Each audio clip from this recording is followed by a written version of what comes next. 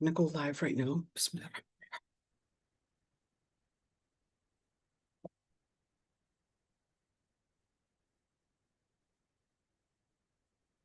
All right, so Bismillah ar-Rahman ar-Rahim and Assalamu alaikum wa rahmatullahi wa barakatuh. Back to our tafsir. It had been a while and I really missed coming to tafsir, so let's just go over really quick. Just going to go over really quick about some of the things. You could see we already have it scribbled right there, but we're not going to go over everything. So we were doing this page. هل ينظرون إلا أن تأتيهم الملائكة أو يأتي ربك أو يأتي بعض آيات ربك. So we were basically talking about this ayah. We talked about the details of the meaning of hal and the meanings of the shadda, the meanings of different parts in Lugha Arabiya in order to basically expand our knowledge in understanding the etymology of the Arabic language in order to grow in how we understand every single word. So when we talked about هل ينظرون إلا أن تأتيهم الملائكة, we said this is not an interrogative clause, but this is actually an informative clause, but coming in and carrying some momentum of threat to tell them, well, is it that what you're waiting for? Is it that you're waiting for the malaika to come to you, that is, to come to you with the order of death, in other words, to terminate your life? Or are you waiting when the Lord Almighty Himself comes? And we said, we went in details with Ya'ti Rabbuk. This isn't talking about the Lord coming, but this is talking about Yawm al-Qiyamah. And we related it with different ayat. When Allah subhanahu wa ta'ala, وَجَاءَ رَبُّكَ وَالْمَلَكُ صَفًّا صَفًّا, basically to tell us that this is on Judgment Day. So Ya'ti Rabbuk is not that the Lord Himself actually comes, but this is to mean on the day that they will meet Allah subhanahu wa ta'ala. Ya'ti Rabbuk to mean that they will meet Allah subhanahu wa ta'ala. And we went in some details about Ya'ti Rabbuk, that even if it is to mean Ya'ti Rabbuk as a Muslim that is following Ahl Sunnah wal Jama'ah, we wouldn't imagine that Allah subhanahu wa ta'ala coming in a certain shape or in a certain form, because we basically do not believe that Allah subhanahu wa ta'ala is contained or limited in a specific shape or form, because the Lord Almighty is basically beyond any shape or form that we know of, or that basically limits Him or anything. At the end, we basically would go back to the ayah, لَيْسَ كَمِثْلِهِ شَيْءٍ وَهُوَ السَّمِيعُ الْبَصِيرُ. There's nothing like unto the Lord Almighty, but that does not mean we negate His names and attributes, but وَهُوَ السَّمِيعُ الْبَصِيرُ, as to affirm that He is all hearing, all seeing. In other words, do not negate that Allah subhanahu wa ta'ala as He is nothing like what we basically think of, or even negate all the details. Just keep in mind that Allah subhanahu wa ta'ala is a Sami' al-Basir, and basically whatever He had proven and affirmed about Himself and His names and attributes is basically what we're going to affirm. And therefore, we're not going to be using our own analogy, our own understanding of physics or understanding of biology or whatever it is, and think of it that it is to be applied on Allah subhanahu wa ta'ala, because Allah subhanahu wa ta'ala is له مقاليد السماوات والأرض. He's the creator of samawat al-ard, and He's also the creator of basically the physics that make it the samawat and al-ard, the heavens and the earth, basically function. So He controls the creature itself, and also controls the dynamic that controls these pieces to basically function in a certain way, and therefore letting us know that the physics that holds everything together, or the laws that you would see in nature and the different things that basically were created. So the creature is not only the materialistic things that you see or matter, but they're also part of the laws that put these things together. That's also a creature. Right. All right, let's see. أو يأتي بعض آيات ربك, or some of the signs of Allah subhanahu wa ta'ala would come, and we talked about some of the signs of Judgment Day. We actually went in some details about the signs of Judgment Day. If you remember, Some details, we talked about the sun basically coming from the other side. We talked about the Dajjal. We talked about Ya'juj and Ma'juj. We went in some details with them, some details, not all details, but inshallah, one day we're going to be recording the Signs of Judgment Day for one of the greatest books, and it was translated for Dr. Umar Sulaiman al-Ashqar. Not Umar Sulaiman, the tall Yaqeen Institute guy. No, no, that's one of his teachers, okay? Umar Sulaiman al-Ashqar is originally Palestinian and a great scholar who also, his brother was also a great scholar as well, but he was living in Jordan and did an outstanding job in writing books that are very academic, not necessarily too academic, but to the point that it misses out in trying to give you the butter of the idea. So he wrote books on Aqidah, wrote books on jinn, that's pretty exciting, wrote books on marriage. You know the fiqh of marriage that we were studying? That's basically a book that he had written, and wrote books and on fiqh as well. So did an outstanding job. So you can actually go back to his book, and plus the Alamat al-Sa'a al-Sughra, the major signs of Judgment Day, and the minor ones, and they were translated. All right, this is the best thing, that they were translated into English in really good hard copies, by the way, and they're not too expensive, really good translation, really good hard copies, so I would really recommend them. Even the Arabic prints, you can actually get them for free online as a PDF, so they're available. Okay, let's continue. يوم يأتي بعض آيات ربك لا ينفع نفسا إيمانها لم تكن آمنت من قبل. On the day that the signs of the Lord Almighty come, no soul would benefit unless it basically had invested in faith before. If it did not have faith before, then nothing would benefit them. But basically, what are we talking about here? We're talking about when the sun would rise from the west, basically, and set from, well, no, rise from the west and set in the east. Oh, okay. Rise from the west. Yes. Okay. لم تكن آمنت من قبل أو كسبت في إيمانها خيرا, or basically invested in good faith. So we're speaking about a Muslim that probably was doing some kind of a sin, but if they did not repent before the sun rising from the other side, well, it is too late to repent. Basically, too late to repent, at least for that particular sin.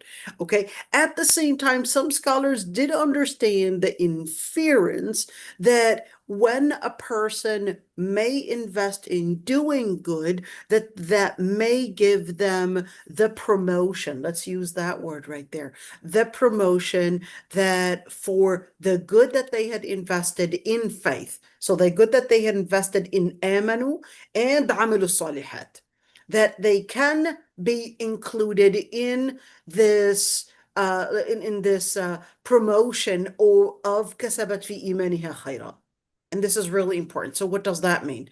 Let's just say this person is a Muslim, does a lot of zakah, does a lot of qiyam al-layl, does a lot of siyam al-nawafil, siyam Ramadan, etc. But then there's this sin that they had been working on all their life, but I guess when they saw the sun coming from the other side, that's when they had this determination that, oh, I'm already late, but ya Allah, please include me in the general mercy of yours now. So some scholars actually said that this sin that this person was committing, they can be pardoned as for basically all the investment that they had put in faith, and also كسبت في إيمانها خيرا.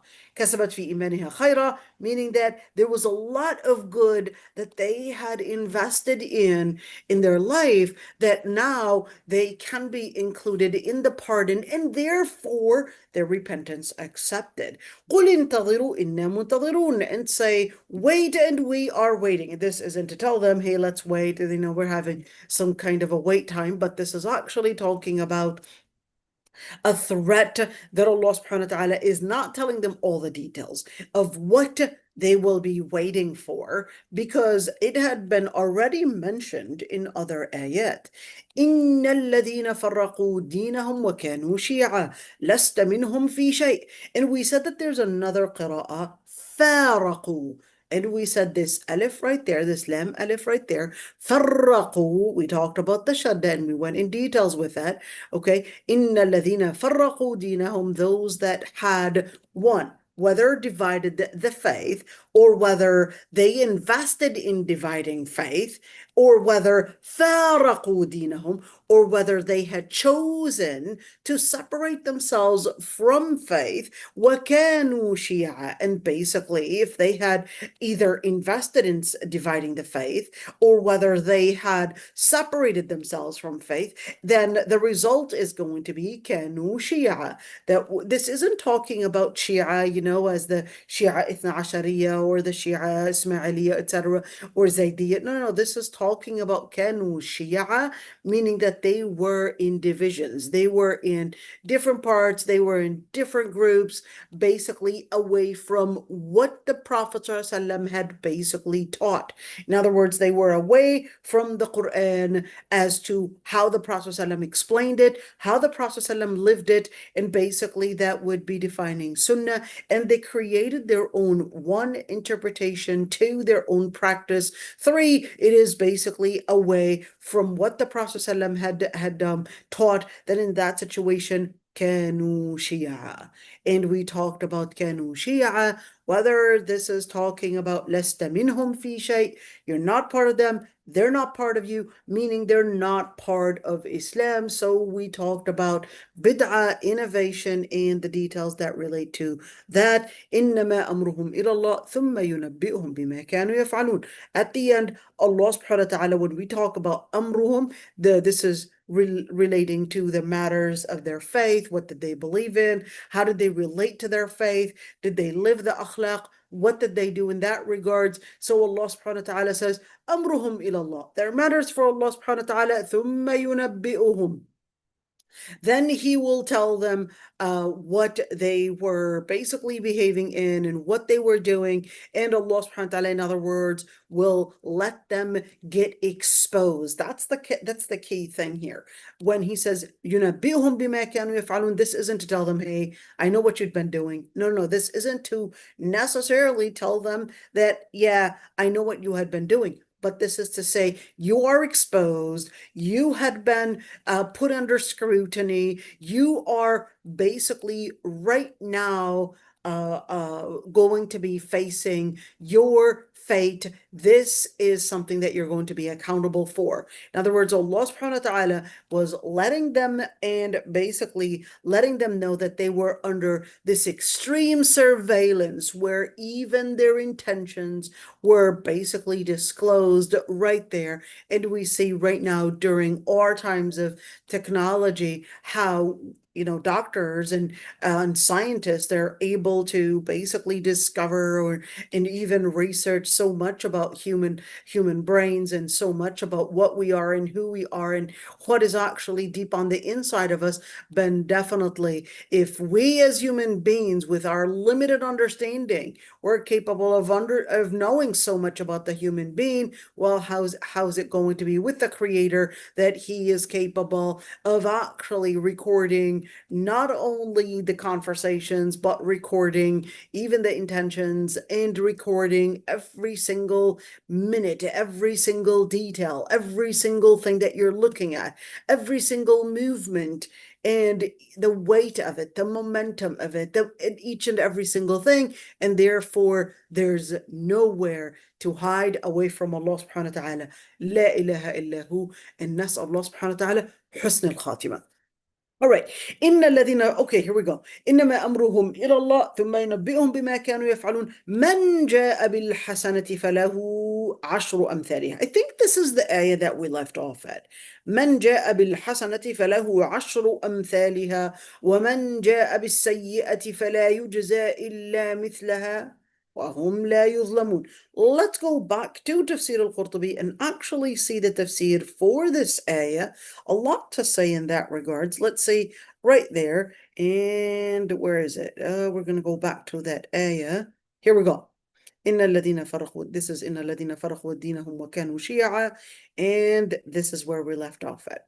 من جاء بالحسنة فله عشر أمثالها. Whoever comes. And of course, when we say comes, what are we talking about when we say that whoever comes? What does it mean, whoever comes? Meaning comes on Judgment Day, or basically their life is terminated, then the accountability would basically have a different kind of numbering.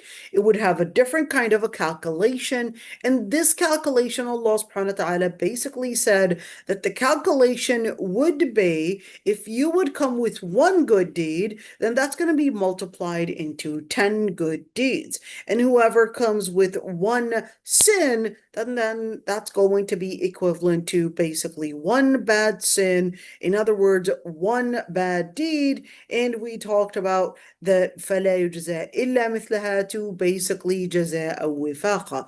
Now, of course, the scholars actually had different interpretations in terms of the details. مَنْ جَاءَ بِالْحَسَنَةِ. So you look at al-hasana. Some actually said, well, this isn't necessarily talking about just in terms of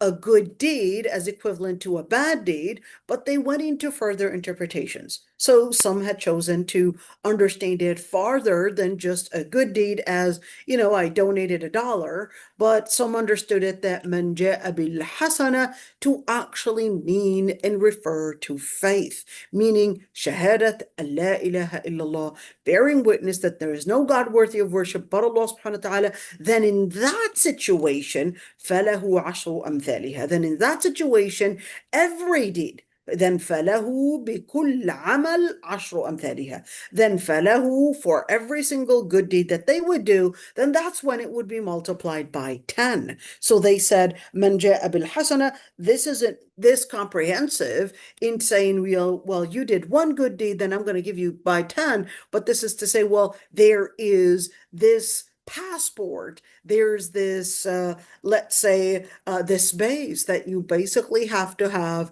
il-hasana. Where did they come with il-hasana to actually mean faith? Well, remember in Surah سبح اسم ربك الأعلى الذي خلق فسوى والذي قدر فهدى والذي أخرج المرعى. And let's move on with the ayah and actually see that. Hold on. This is ayah 159, but I want you to see that one. Surah let's see, Surah, no, we're going the wrong way. Okay, here we go. And I want you to see this one. سبح اسم ربك الأعلى. Where? So it's right there. والليل إذا يغشى الضحى الشرح. Okay, why am I skipping it? All right. الذي خلق فسوى والذي قدر فهدى والذي أخرج المرعى فجعله غثاء أحوى سنقرئك فلا تنسى إلا ما شاء الله. This is it. ونيسرك لليسرى فذكر إن نفعت الذكرى سيذكر من يخشى ويتجنبها الأشقى الذي يصلى النار الكبرى ثم لا يموت فيها ولا يحيا قد أفلح من تزكى. No, I think I got the wrong surah. Hold on. There we go. Surah al-Layl, not Surah سبح اسم ربك الأعلى. Here we go. And we look at here, right here.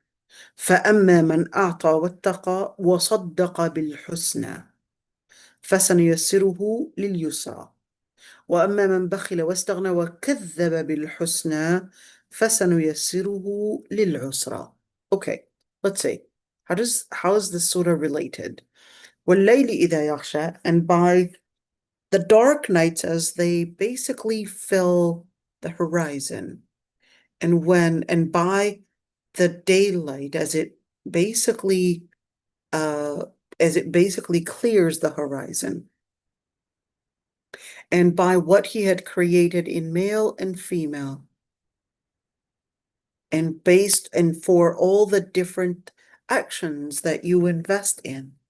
As for those that had given and were committed with religious integrity, and they had believed bil husna, this is the key one, and they had believed bil-husna. It's not that they believed in good. It's that they believed in the truth that Allah subhanahu wa ta'ala had revealed. That's صدق bil-husna. So al-husna here is faith. Is shahadat an la ilaha illallah. فَسَنُيَسِّرُهُ لِلْيُسْرَى. Then they're going to be the path to ease. What ease? Jannah. The path to ease, the path to happiness, the path to basically get all the different things that are the ultimate happiness, the ultimate good. Because in this dunya, there's no ultimate happiness. There's no ultimate good. Even if you are searching for it here, probably thinking, hey, I'm going to work to get the ultimate happiness. I'm going to, work out and there's no ultimate happiness in this dunya. You're looking for the wrong thing. And that's why many would fall in depression. They're like, I worked so hard and I didn't get to this level. You're looking for the wrong thing. In this dunya, no, everybody was created in kabad. You're looking for the wrong thing. The ultimate happiness is in Jannah, not in this dunya. So if you're going to get married and expect that no problems or no disputes ever going to happen, and that you're always going to be living a romantic relationship, you've got it all wrong. This is impossible. And if you're probably thinking, hey, I'm going to go to school and after that, I'm going to get a good job and everything's going to be under control and I'm going to get, a good income and this is where I'm going to go and I'm going to start traveling and all of that, you're basically having your data basically misread and you've got things gone wrong. The absolute and السعادة المطلقة, the absolute happiness, is only in Jannah. And that's why he said, فَسَنُيَسِّرُهُ لِلْيُسْرَى. What is فَسَنُيَسِّرُهُ? That Allah subhanahu wa ta'ala is basically promising that He will basically pave the way for them to head to Jannah. That's al-yusra. Al-yusra, it can mean ease, it can mean ultimate happiness, it can mean ultimate good. And then, وَأَمَّا مَنْ بَخِلَ وَاسْتَغْنَى. As for the people that were بَخِلَ, what is al-bukhl? Al-bukhl is basically being selfish. Al-bukhl is basically being a person that is self-centered, a person that would only give for themselves or whatever. And by the way, bukhl is not only in wealth. Just keep that one in mind. Bukhl is not only in wealth. Bukhl could also be in how you relate with people. So, for example, people need some help. It doesn't have to be financial. This person is financially off, okay? Well off. They don't need your financial help, but they need probably your presence to help them. They need perhaps maybe a smile. They need you to be there while they're probably, mourning the loss of their loved one, whatever it is. That is you being present. That is a type of hospitality. That's a type of hospitality. That's you being present at that time when they basically need you the most. All right. So we've got social. We can have social selfishness where you just want people to be there for you when you need them. But when others need you, you're probably either too busy or you've got a very, busy schedule, or who knows what reason you're going to be laying out. But al-bukhl extends farther than just giving in money.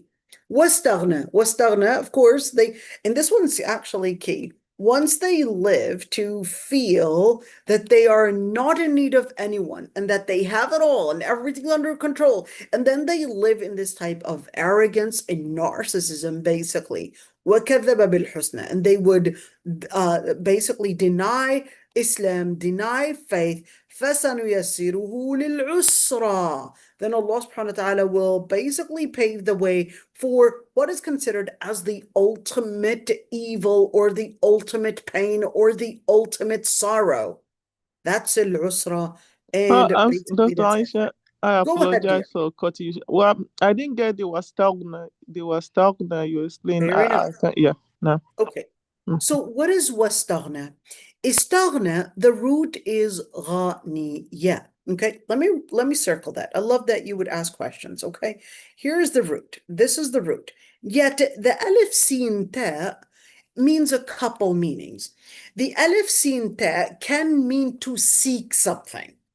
But first, before I say the alif sin ta, let me talk about the غانية basically as the root. What is غانية? غانية means to be basically a person that has everything in abundance. Okay?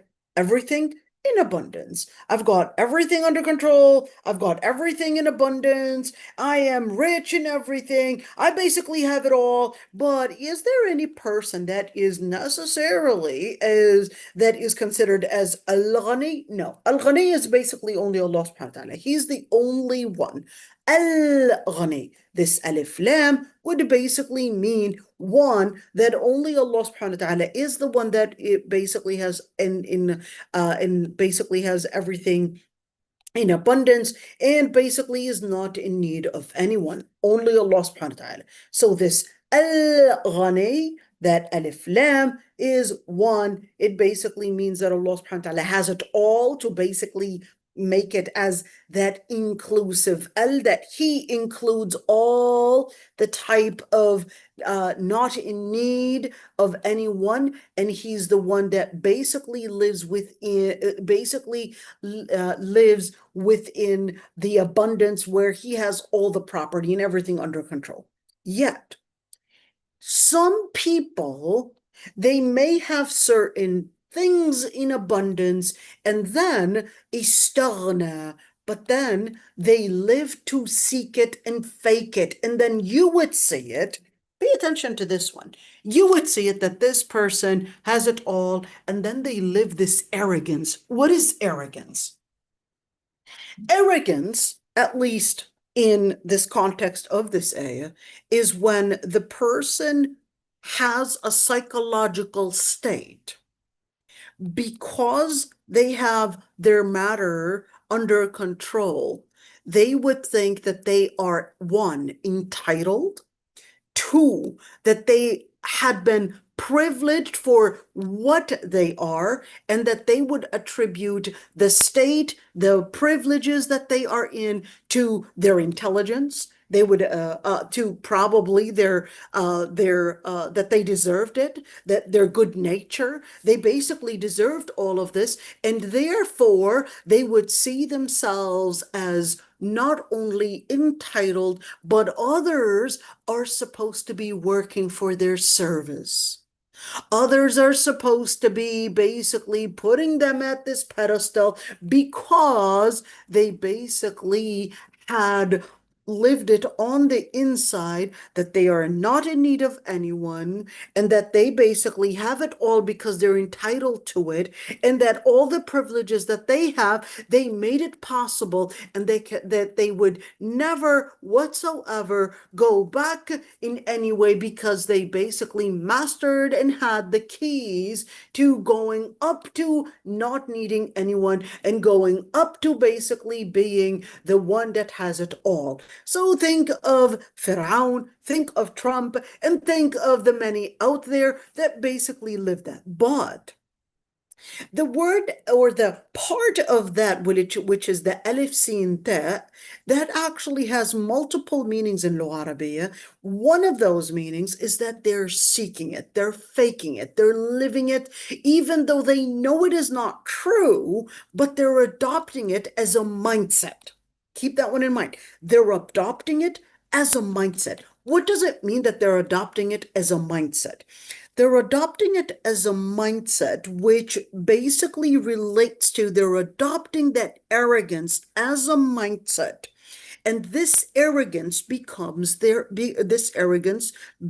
becomes their character. It becomes who they are. They would live it to manipulate you that they are somehow this big person, this person that controls it all and has it all and etc. That's to basically manipulate you to be afraid that you need them, that you basically cannot live without them, and then they basically are nothing but a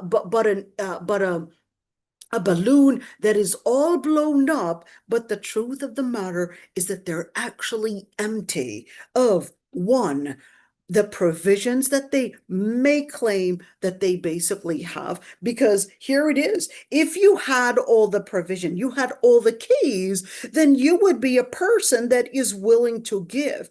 But just for the idea that you're not willing to give, you're rich, but you're not willing to give, is letting us know that this person is actually recognizing deep on the inside that they don't actually control everything, that they are afraid of giving up on that money because they're living that self-centricity. They're living that they are basically the center of that wealth. They don't want to give because they want to see happiness only relate to them. They don't want others to be happy.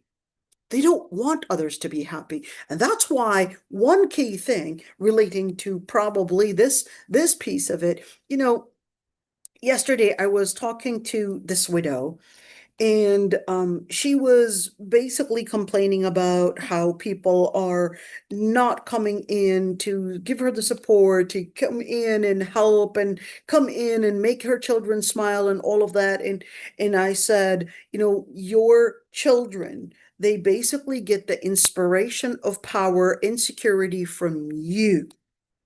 They get it from you. So how can I live it?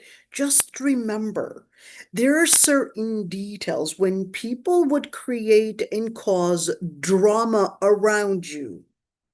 That drama, you have to be, as a strong person, you have to create strength. One of the strength that you create is hayba, is honor. That creates one, letting people know their borders and their boundaries with you. Two, when you select which drama to basically, let's say, battle, and which drama not to even engage in, why not even engage in each and every single battle? If each and every single drama, if each and every single word that one woman, and sorry, ladies, especially in the world of women, we sometimes may analyze people's emotions and analyze people's intentions by looking at their emotions, and sometimes giving too much scrutiny in areas that really do not deserve your attention. And that's where we may lose which battle to fight.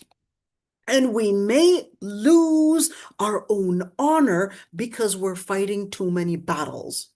If you're fighting with too many people, if you're basically fighting too many battles, you have an issue with this person and the issue with that person. If everybody is a problem, then you're the problem.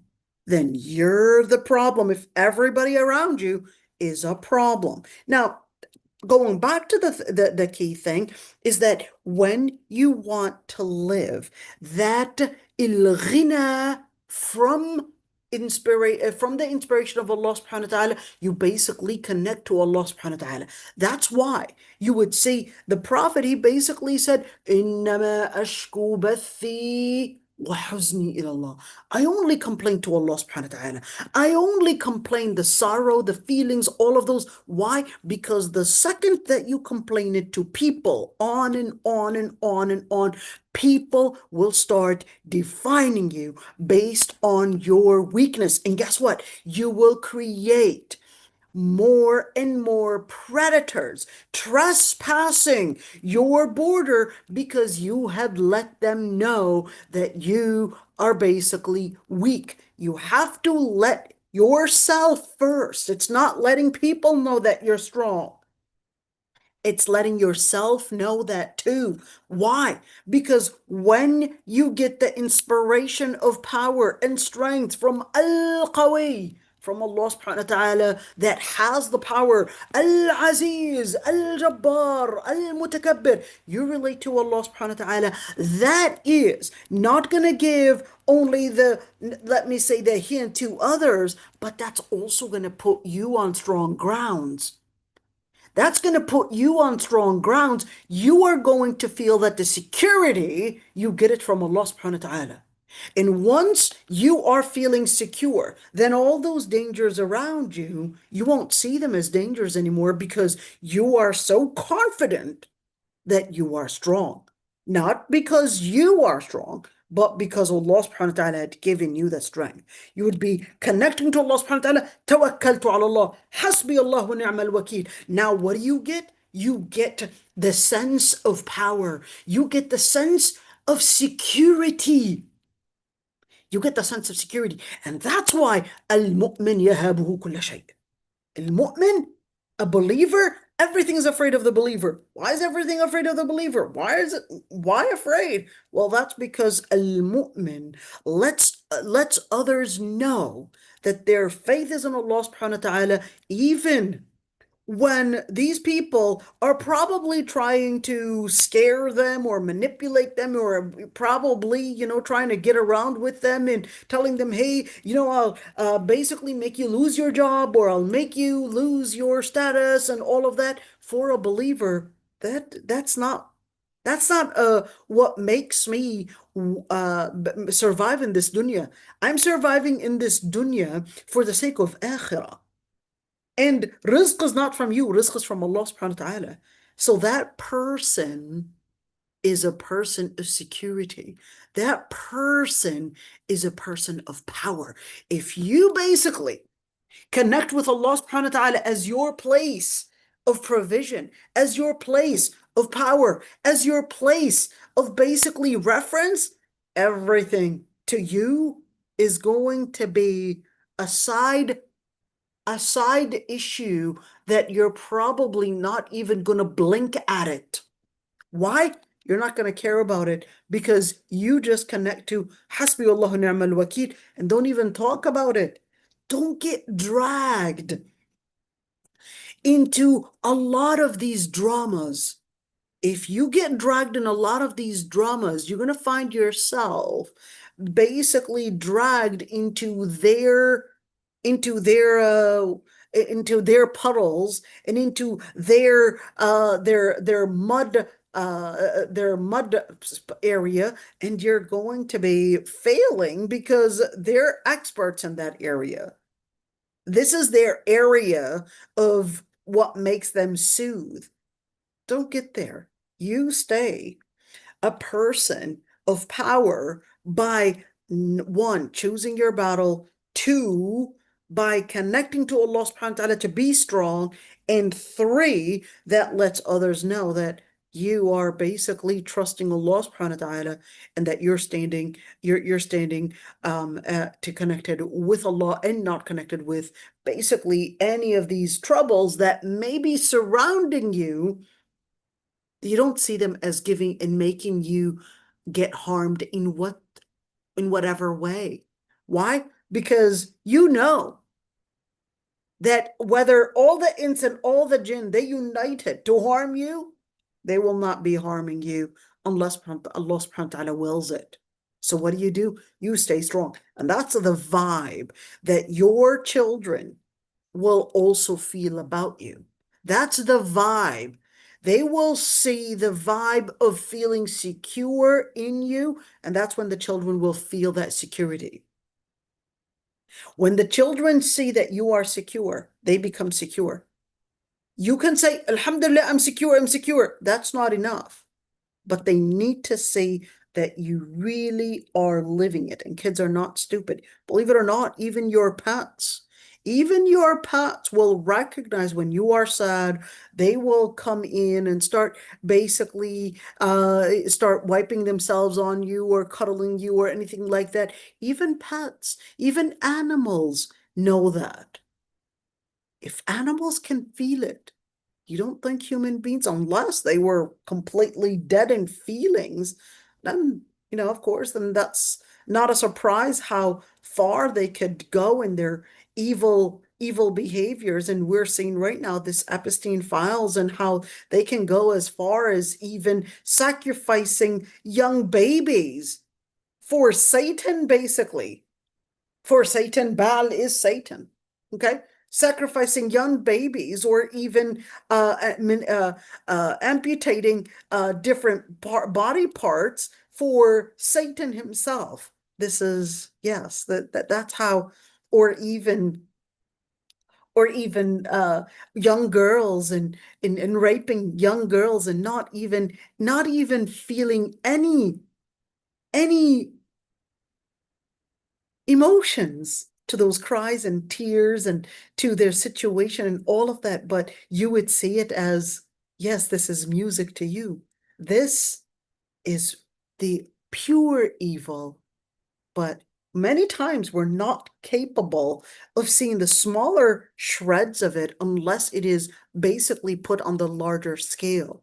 And that's how we can sometimes see those paradox and what they look like. Okay, let's see.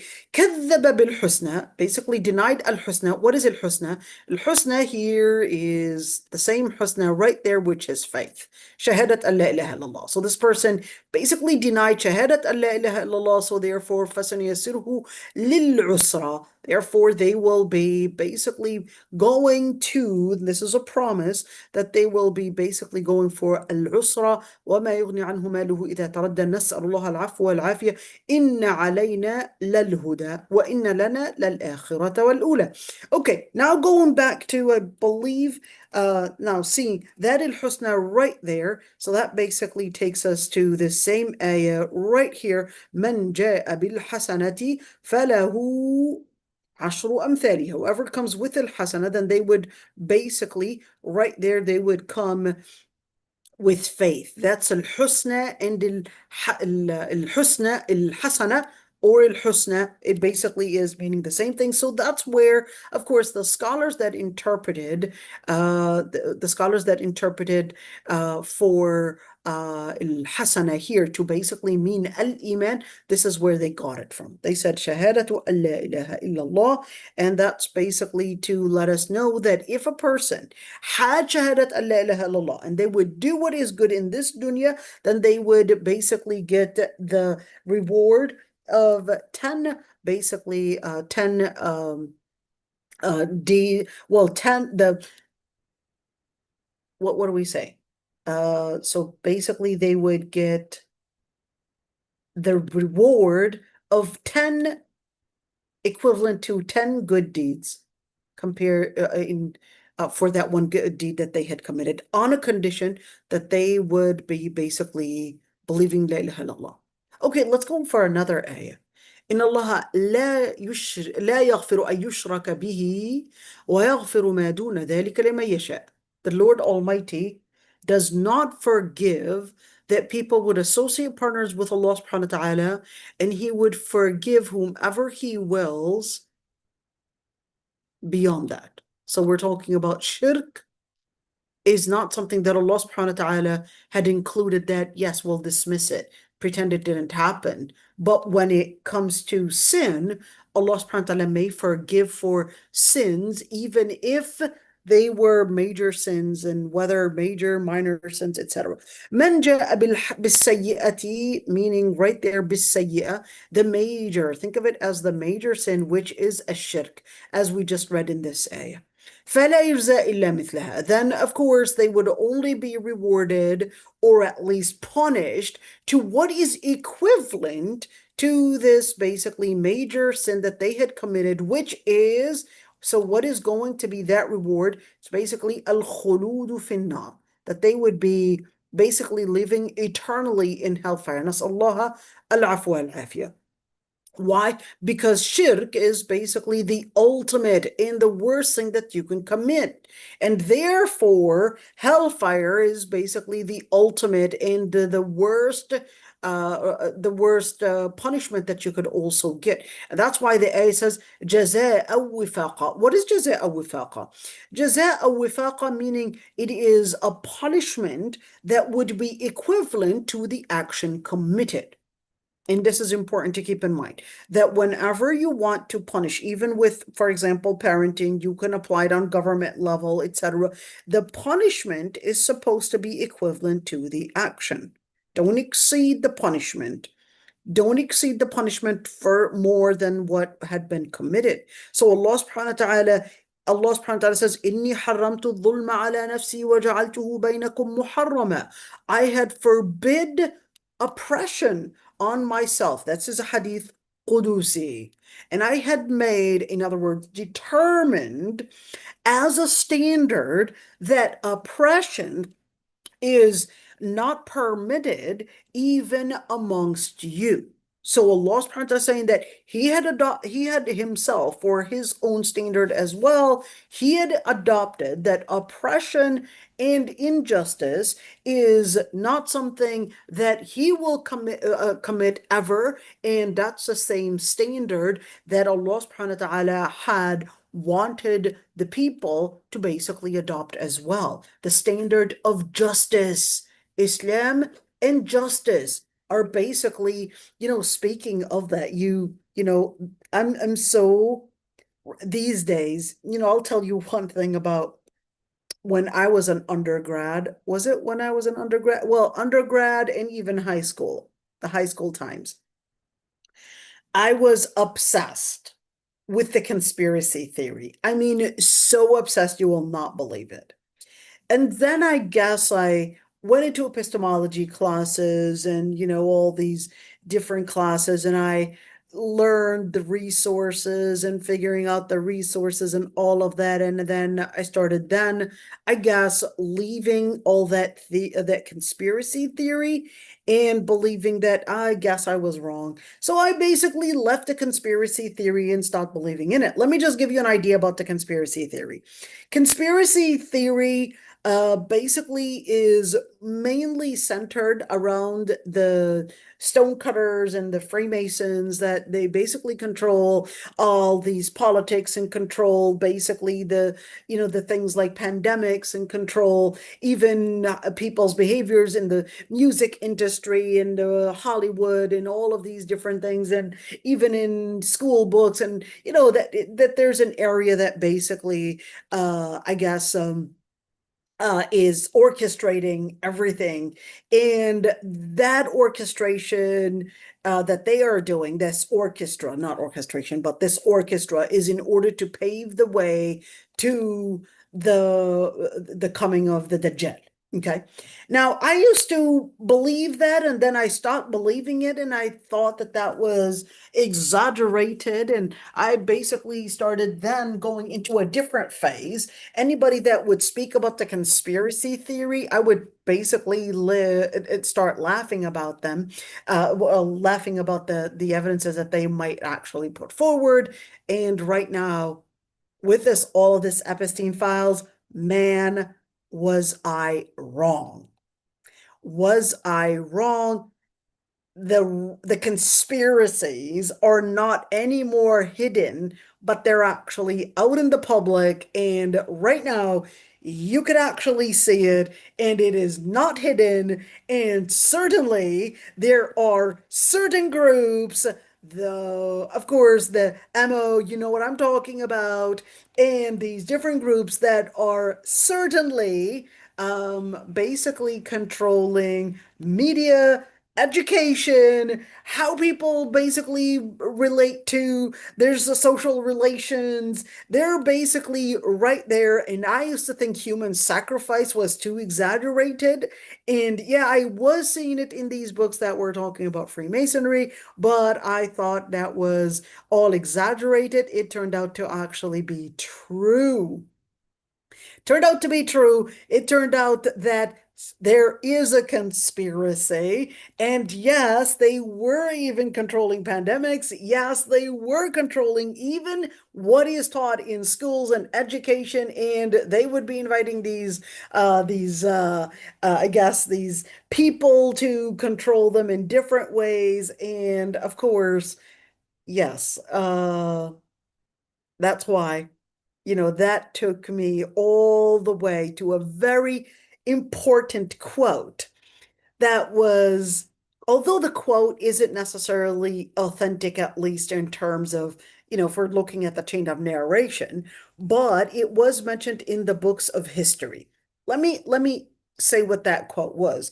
So Rustum was considered as, I guess, think of him as the defense leader, basically, for the Persian Empire. So he was considered like, Minister of Defense, or the person that was, the person that was in charge of basically the army.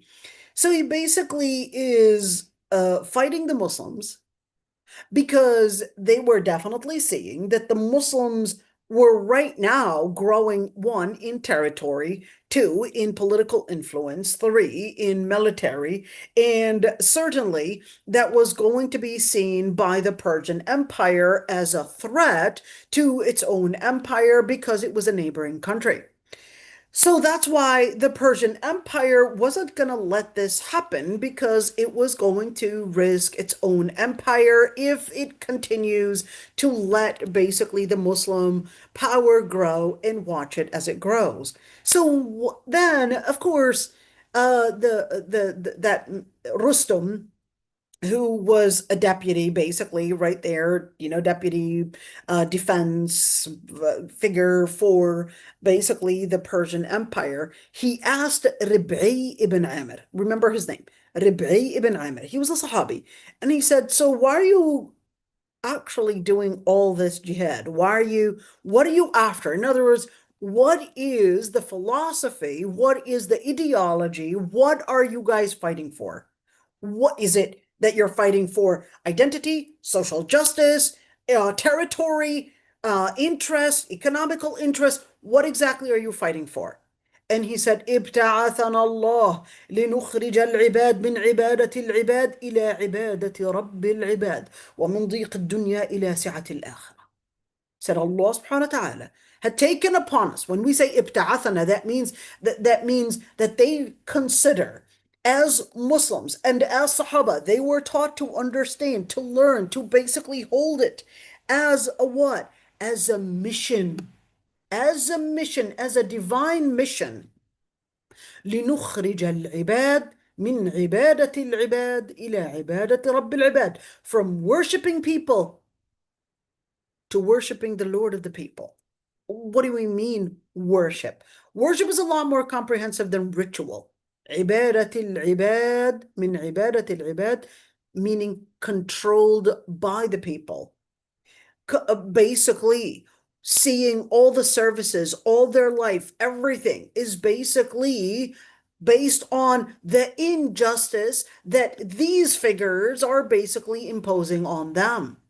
So من عبادة العباد إلى عبادة رب العباد, to worshiping the Lord of the people. In other words, as Muslims, the first mission is, one, to basically La ilaha illallah. What does that entail?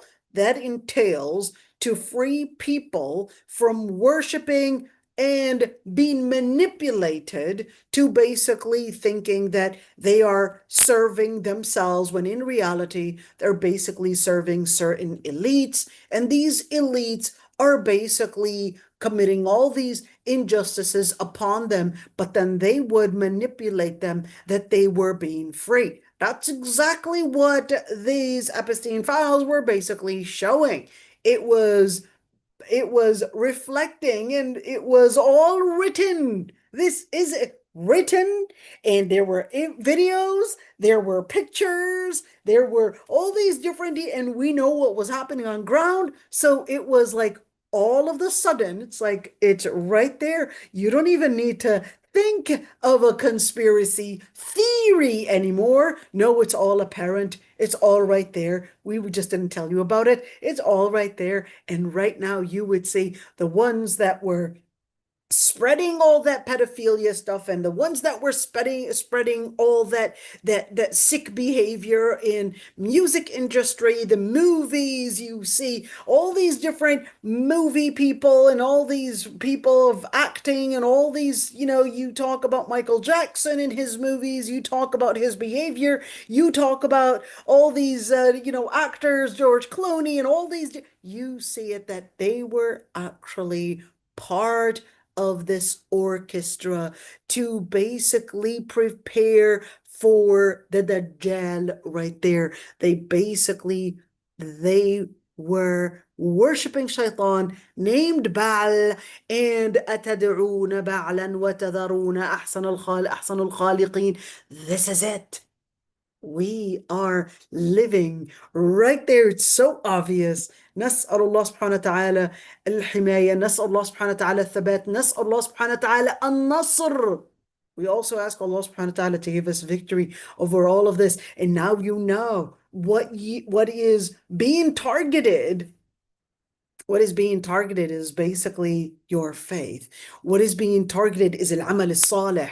And people are manipulated to thinking that by girls running away from their parents, by basically getting into this kind of work industry, this kind of dunya, that they are being free, when in reality, they're being manipulated to think that they are being free. Just when we thought that there was no one actually behind all of this. No, shaitan has his own people.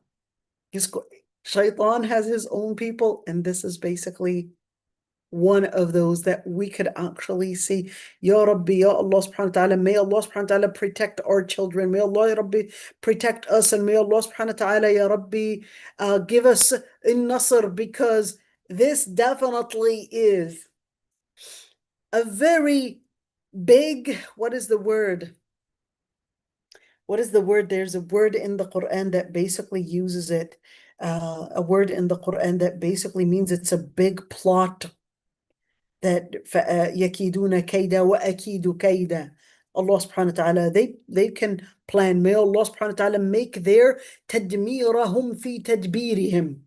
May Allah subhanahu wa ta'ala, Rabbi, make تَدْمِيرَهُمْ في تدبيرهم. So what you had seen in Gaza is just one of these small things, yes, small things that they have basically tried to orchestrate. That doesn't mean the rest are not included. Who knows how far this basically extends, but it's important to just keep in mind that Allah subhanahu wa ta'ala had basically sent us the Quran in order to let us know that the main battle is not just social justice, but the main battle is with the shayateen. The main battle is with the shayateen al-ins wal-jinn. You want to be protected from those shayateen? Allah subhanahu wa ta'ala tells you how to be protected and what tools they use in order to control you. The tool is shubuhat and shahawat, misconceptions, and also manipulating you and dragging you and drowning you in all those desires. So that's why Allah subhanahu wa ta'ala tells you that you want to be free, you want to be basically away from their control, you want to be independent, then there's no better way than La ilaha illallah. That's why, going back to Rabi bin Amir, what did he say? لنخرج العباد من عبادة العباد إلى عبادة رب العباد ومن ضيق الدنيا إلى سعة الآخرة. And from the narrowness of this life to the vastness of al-akhirah, of the hereafter. Just keep that one in mind. You are right now seeing it right before your eyes. This is not hidden anymore. No theory, none of that anymore. This is apparent to each and every single person to see that these people were nothing but devil worshippers. These people, they know no justice. They do not care about your rights. They do not care about your daughters. They do not care in all this feminist agenda and all of that.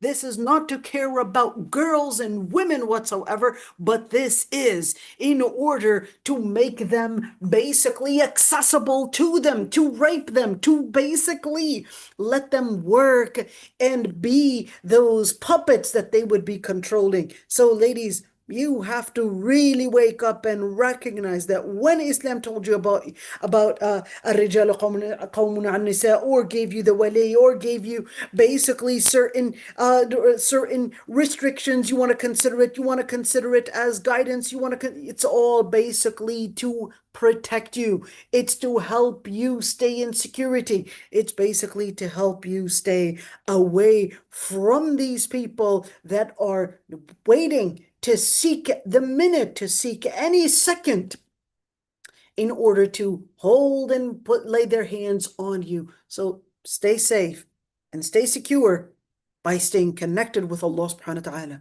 by staying connected with آمنوا وعملوا الصالحات, and that's how you'll stay safe, and that's how you will find yourself basically strong. Take those recommendations that Allah subhanahu wa ta'ala would give you in Quran and basically Sunnah as things to help you stay protected away from these vicious people, evil people. Ya Allah. وَهُمْ لَا يُظْلَمُونَ. And at the end of the day, Allah subhanahu wa ta'ala will basically reward them, and they will not be oppressed. What is a dhulm? ظَلَمَ. What is a dhulm? ظَلَمَ is the root. And when you say ظَلَمَ, I want to look at that, because ظَلَمَ can mean to basically inflict injustice. That's the first meaning. Second meaning, ظَلَمَ or ظَلَمَ could also mean darkness. Get into darkness. Okay, so what is the relationship between getting into darkness and injustice? So injustice basically blindfolds you, basically puts you in this darkness that you can't even see the trajectory of where this is going. And you don't see as well how and where this is basically taking you. And you don't see the implication on the other person as well. So you start becoming so blinded from even seeing emotions, or seeing injustice, or seeing where this is going, or seeing the effect it will have on you, and how it will basically come back to you in return, and so forth. So Allah subhanahu wa ta'ala is letting us know that a dhulm and a dhalam is darkness. Dhulm, dhulm, and dhalam, they're basically connected to each other. And what about adl? Al-adl is the opposite of dhulm. Al-adl is justice. Does it relate to light at all? Al-adl, adala, can mean to put a boundary for something. And adala can also mean to lay out a path away from something. So away from what? Away from dhulm. A path away from dhulm. And adala could also mean to correct something. So we're correcting something. Is there anything that relates to brightness? Well, not necessarily to brightness, but at the end of the day, we know that al-adl itself contains not only security for the people around you, but it also contains security for you. Remember the story when that man came to basically complain to Umar ibn al-Khattab. And he said that Umar ibn al-Khattab had a shoe, even though he was the Khalifa of this growing country that is right now battling two major superpowers at the time, which was the Roman Empire and also the Persian Empire. But he comes complaining Amr ibn al-As's son to Umar ibn al-Khattab, and considered that he was abusing his father's basically position. And this man, because he was Coptic and not even Muslim, because he had raced Amr ibn al-As's son in a horse race, that he was abusing his place of power. So he comes to Umar al-Khattab to complain this injustice that he was facing by one of his deputies, Amr ibn al-As, that is. So he comes and sees Umar ibn al-Khattab with a shoe being used as a pillow, and that he was sleeping under a tree, and then he sees him and he says, Adalta fa'aminta fanimt. You basically were being just, fa'amint, and you felt the security, and you slept in peace. In other words, the people that abuse others, the people that inflict injustice upon others, are the most people to feel the insecurity and to be insecure. Why? Because they recognize that they had inflicted so much pain on the other people that they can come back at them for retaliation and probably harm them back. So what they end up living in is insecurity.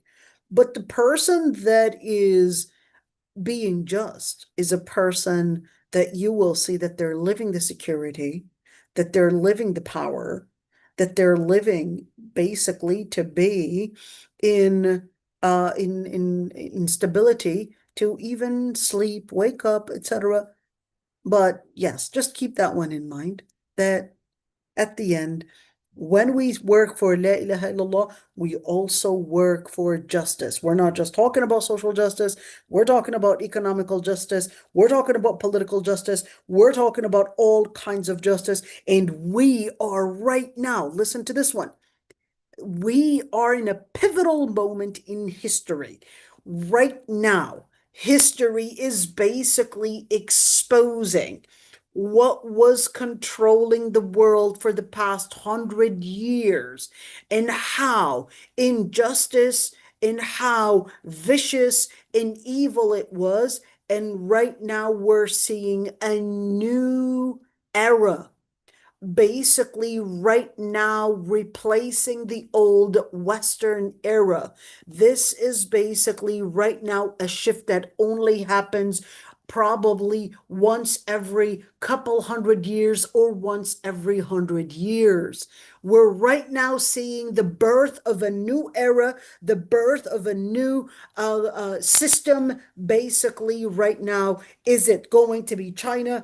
Is it going to be China-Russian coalition? Is it going to be the Muslim power? Allahu A'lam. But we as Muslims, we have a lot to work on, because right now, whether we're speaking about China, we're speaking about Russia, they do recognize that the Muslim power, we're speaking about Muslim power, at least right now, we've got no military power, at least, okay, but we are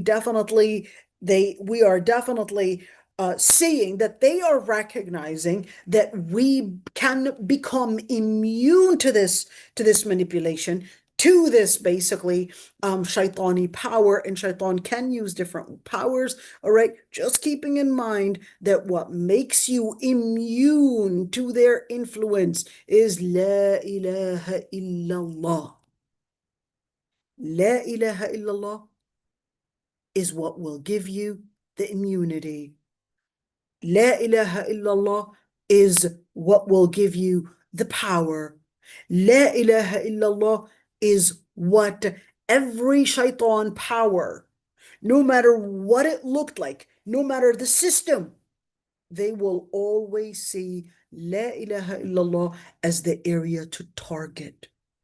Learning your Islam, holding on to your Islam, teaching your Islam to your kids, that's the power that shaitan will be targeting. Whether shaitan appeared in a form of Epstein, or whether it appeared in a form of probably Putin, or whether it appeared in a different form of, in the past it was Fir'aun, in the past it was Namrud, in the past it was, the Quran had basically told us the story of Tawheed, and how shaitan will use different figures in order to basically fight Tawheed. Now you have to recognize where and who is right now going to win this battle. The only ones to win the battle are basically the ones to have ألا إن أولياء الله لا خوف عليهم ولا هم يحزنون. Awliya Allah, the ones that take Allah subhanahu wa ta'ala as their wali, those are the ones that will not face the fear. Why won't they face fear? Because they know that security is from Allah subhanahu wa ta'ala, not from them. ولا هم يحزنون. They can promise them happiness and stability and all of that, and they know that Allah subhanahu wa ta'ala is the one that gives happiness. So they basically have strong grounds. لا خوف عليهم ولا هم يحزنون. And at the end of the day, ألا إن حزب الله هم الغالبون.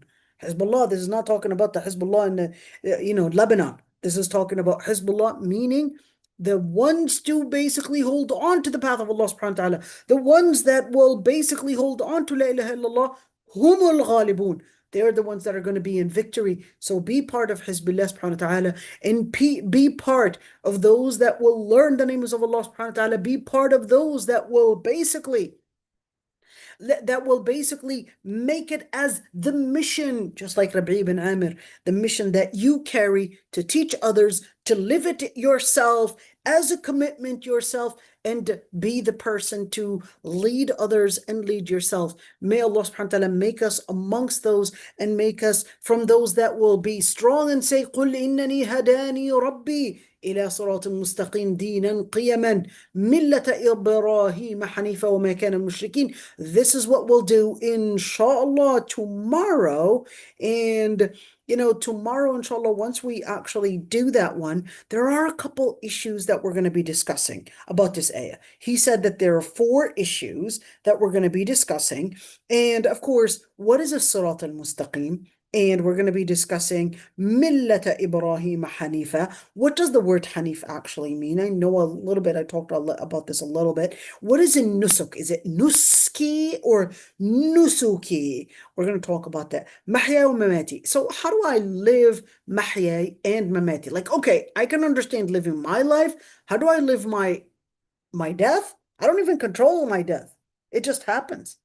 So how do I make it that there's something that I have to basically control even during my death, when I don't even control that? What does that even mean? Okay, we're going to talk about that inshallah. And let's see what other things. قل إنني هداني ربي إلى صراط مستقيم.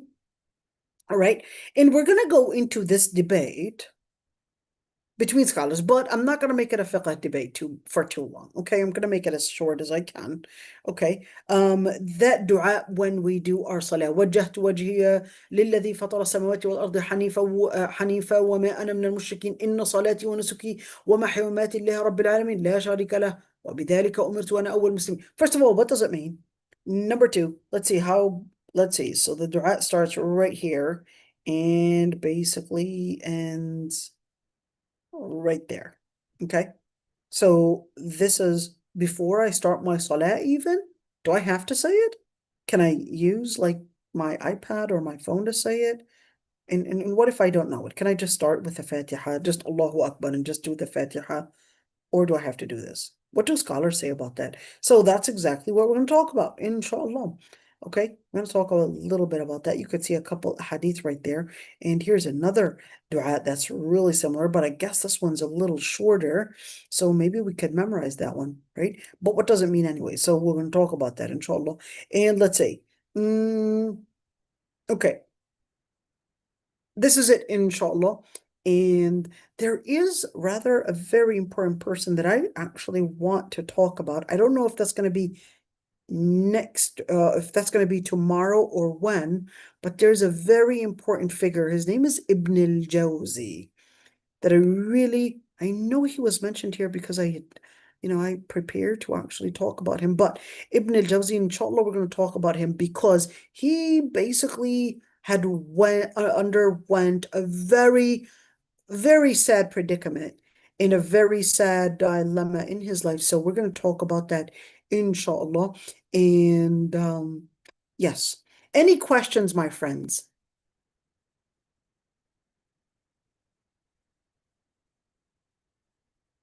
All right, so here's what we'll do. I will stop the live stream and give the space for the sisters that are attending